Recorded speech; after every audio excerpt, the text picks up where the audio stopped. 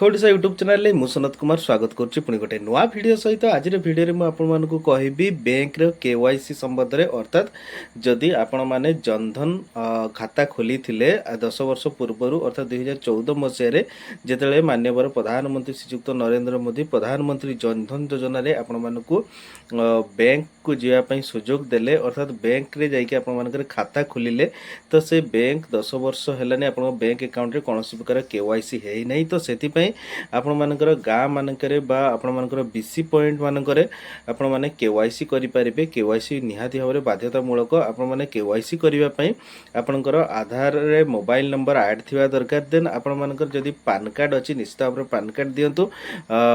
ଦେନ୍ ଆପଣମାନଙ୍କର Aadhaar card, bank passbook, PAN card, photo ଏବଂ ଯେଉଁ ଫର୍ମ ଦିଆଯାଉଛି ସେ ଫର୍ମକୁ ଆପଣମାନେ ସାଇନ୍ କରିକି ଆପଣଙ୍କ ନିକଟସ୍ଥ ବ୍ୟାଙ୍କ ବ୍ରାଞ୍ଚେସରେ ଦିଅନ୍ତୁ, କିମ୍ବା ଆପଣମାନେ ଆପଣମାନଙ୍କର ଯେଉଁ BC ପଏଣ୍ଟ ଅଛି ସେଠି ଆପଣମାନେ ନିଶ୍ଚିତ ଭାବରେ ଦେବେ, କିମ୍ବା ଗାଁ ଗାଁରେ ବ୍ୟାଙ୍କ ତରଫରୁ ମଧ୍ୟ ଆପଣମାନଙ୍କର କ୍ୟାମ୍ପ କରାଯାଉଛି। ସେ କ୍ୟାମ୍ପକୁ ଯାଇକି ମଧ୍ୟ ଆପଣମାନେ ଏଇ ଯେଉଁ ଫର୍ମ ଅଛି KYC ଆପଣମାନେ ସବମିଟ୍ କରିପାରିବେ।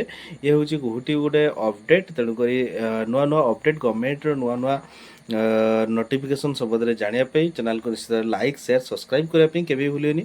ରହୁଛି, ନମସ୍କାର, ଜୟ